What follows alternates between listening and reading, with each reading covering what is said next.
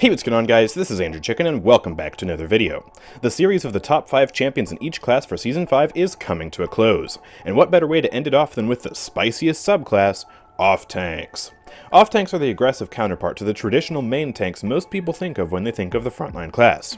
Instead of defending an area and holding the objective, off-tanks are more concerned about helping their team make space and earn kills.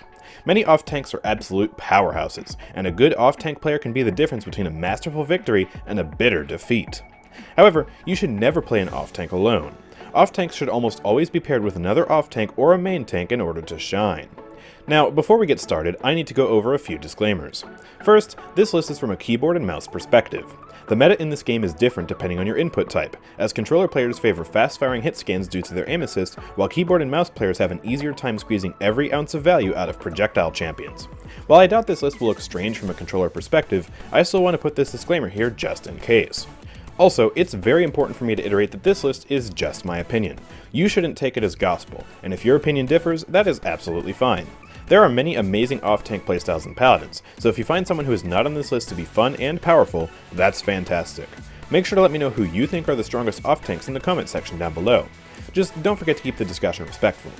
But if this is just my opinion, then why does my opinion matter? Well, I'm a seasoned veteran at this game with far too many hours, and I've reached Masters in 3 separate seasons. I've seen just about everything this game has to offer, and my abundance of experience has guided the placements on this list. I'm not a perfect player, but I think it's safe to say I know a thing or two about this game. And finally, if you're watching this in the future, this list may be outdated. This list is from Season 5, or 2022.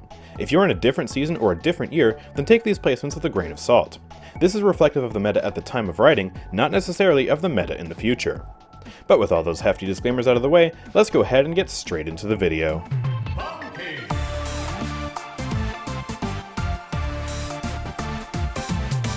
Number 5. Makoa. Starting off the list is a repeat from the top 5 main tanks video, Makoa. In the last video, I talked about why he's great at holding down an area and defending his team, but now we're going to talk about what makes him an aggressive off-tank who can shred through his foes like a knife through butter. Of course, you already know about Makoa's powerful burst combo. Makoa can shoot, hook, shoot, shell spin, and shoot to deal 2,325 damage in a very short amount of time. This is enough to delete most squishy champions before Haven and Veteran comes into the picture, and once those finally do show up, it only takes one extra shot to put down most players. However, Makoa does have a trick up his sleeve to pump up the damage of that combo even further.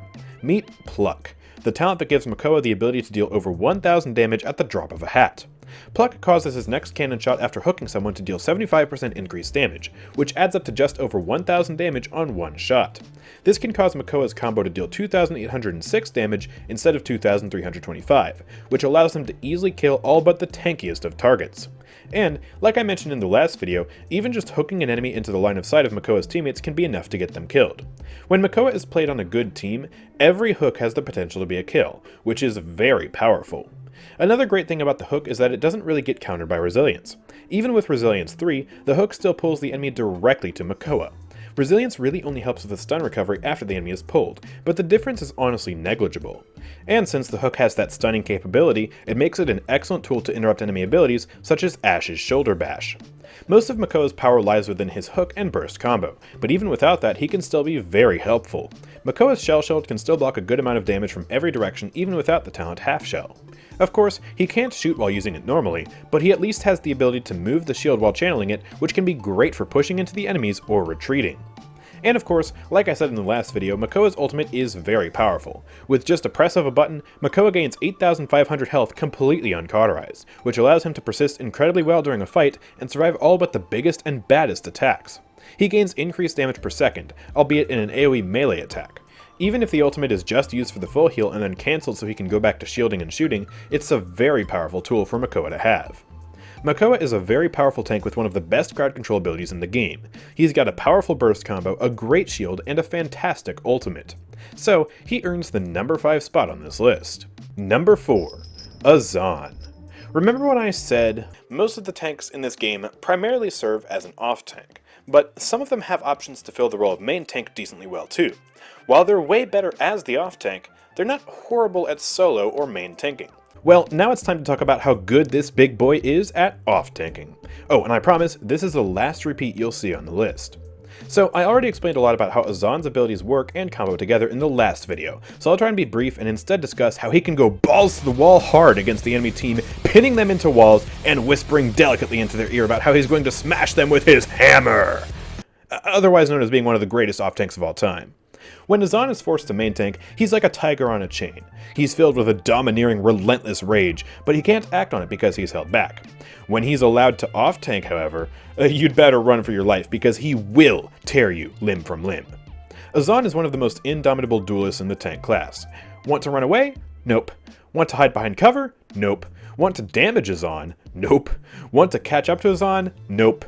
Want your damage to feel like it's doing nothing because of high damage reduction and sustain? Yep.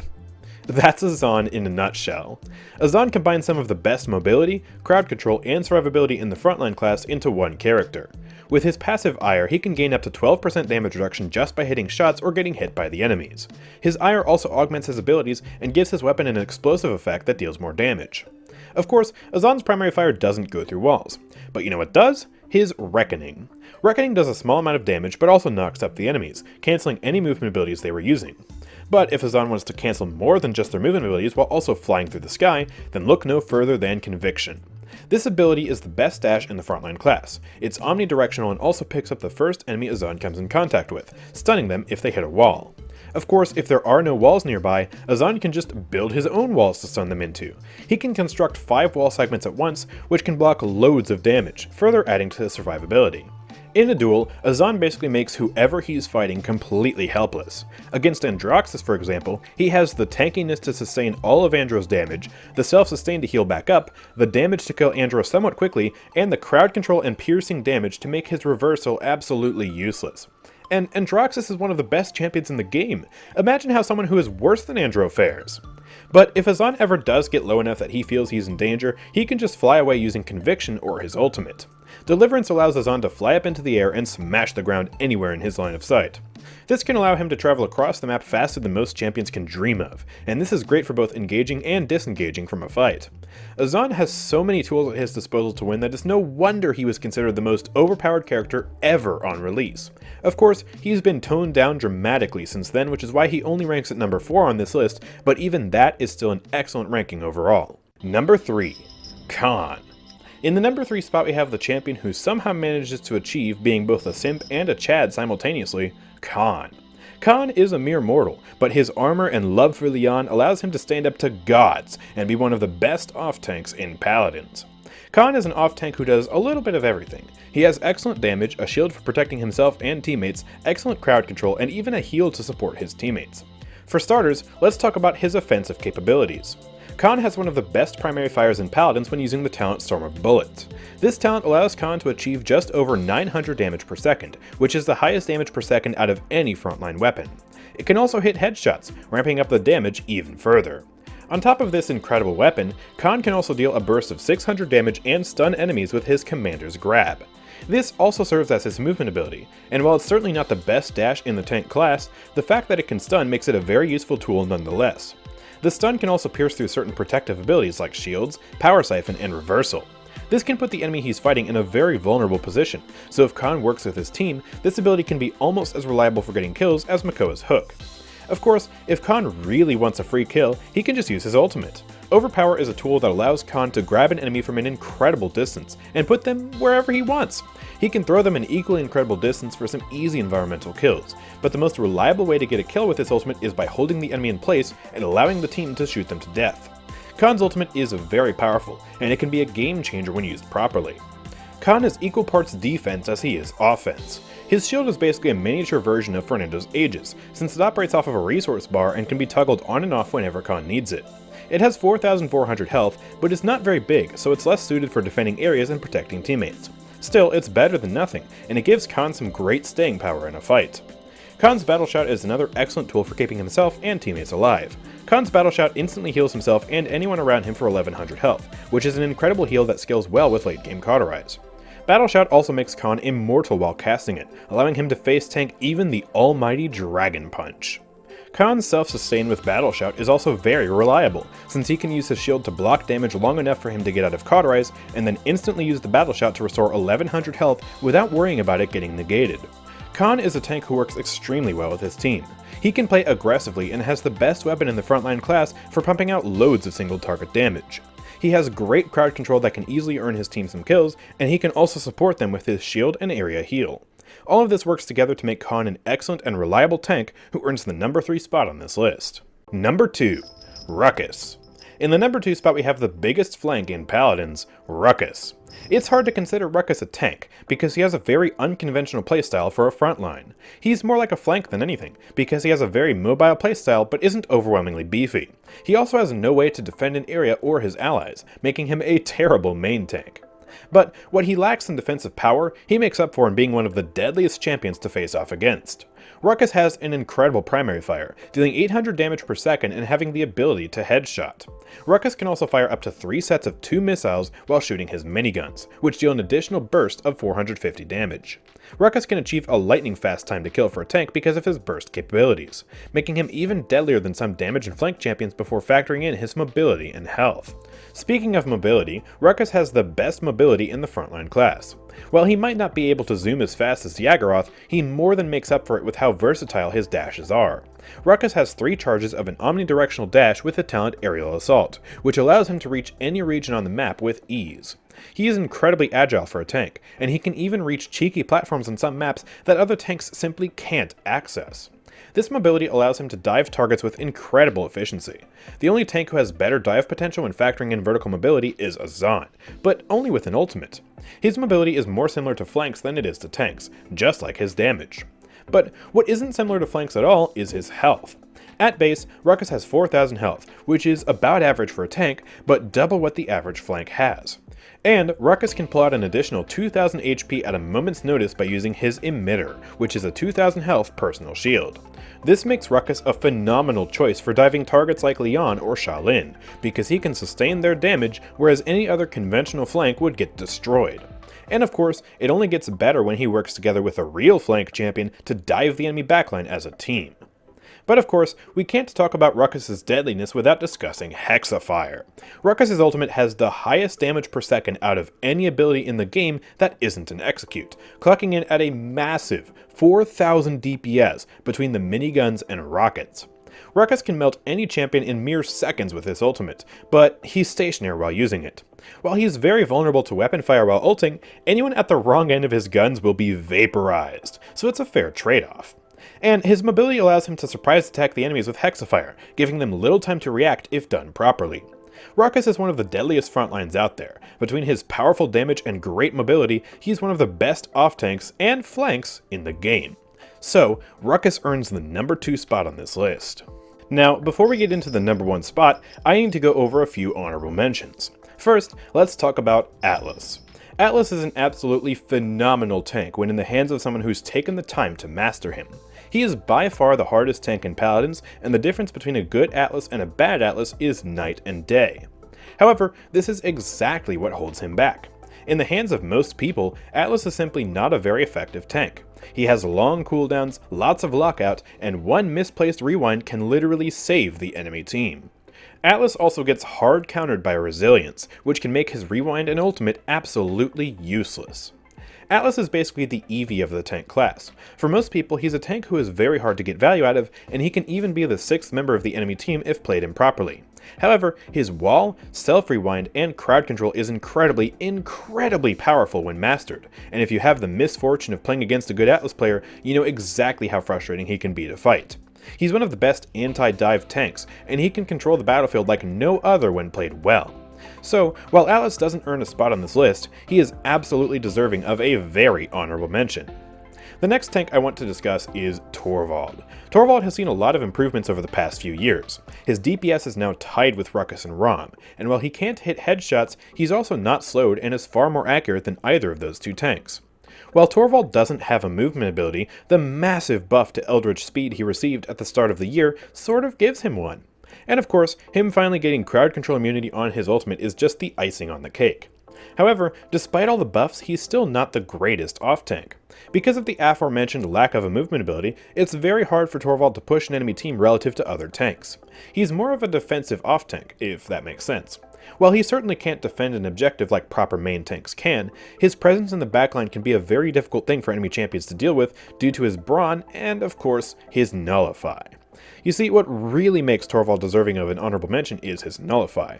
Nullify is an auto-aim silence that lasts for 2 seconds. The only way an enemy can counter it is to break Torvald's line of sight or by resilience. It makes Torvald an excellent counter to the champions that many people hate fighting, such as Seven, Eevee, and Androxus. Basically, any mobile flank gets absolutely screwed by Torvald, since Nullify hard counters evasive abilities due to its auto-aim and silence. So, while Torvald might not be the best off-tank this realm has to offer, he still fills the niche of countering mobile flanks better than most. If you hate Seven, then Torvald is your friend. So, Torvald also gets an honorable mention for being an excellent anti-flank. Number 1. Rom. And the number 1 best off support in Paladins is, of course, Rom, the beefiest champion in the game. Or did I say off support? I meant off tank. Well, wait, no, he's actually both. You see, Rom got a very important talent rework this summer that instantly made him one of the best off tanks in Paladins. Subservience is a talent that used to heal allies within a short radius for a portion of each soul fragment harvested. It wasn't very good because the radius was tiny, although it allowed Rom to give teammates a similar burst heal to Khan's Battle Shout. However, this talent got reworked to heal all teammates on the map for 2% of their max HP whenever Rom collects a soul fragment. That's right, Rom gained access to a global percent-based heal. If you think that sounds powerful, that's because it is. Rom is capable of getting healing numbers comparable to most off supports, and he's even breached 100,000 healing without breaking a sweat. And the tankier his teammates are, the better. Because Rom's healing is percent-based, he heals champions like Inara and Yaggroth far better than someone like Sati.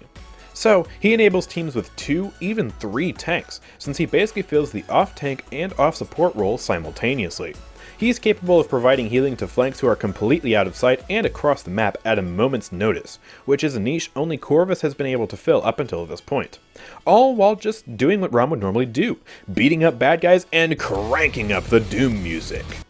Of course, Rom has never been a slouch when it comes to taking on enemies. He's always been one of the best duelists in the game, since he can literally achieve up to 10,000 HP before factoring in damage reduction with the right build and a little veteran. He is completely self-sustaining, since he has what's basically a weird form of life rip and a mega potion as one of his abilities. While he has no shield to cleanse Cauterize, all Rom has to do is have smart positioning and play around cover for his massive health pool to be sustained even in late game. His damage per second is also great. He basically has the same weapon as Ruckus, dealing 800 damage per second with the ability to hit headshots.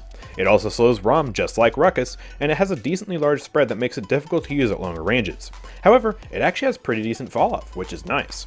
While it does spool up slower than Ruckus's miniguns, he can just bypass the spooling entirely by using Ignition, which instantly revs up his minigun to start blasting at full speed while also giving him infinite ammo for a short amount of time. Not that Rom needs to worry about ammo though, since he has the largest ammo capacity in the game at a whopping 500 bullets. Rom also has one of the best movement abilities for blitzing the enemy backline. After a short windup, he runs at full speed for 4 seconds, dealing 600 damage and knocking back anyone he hits.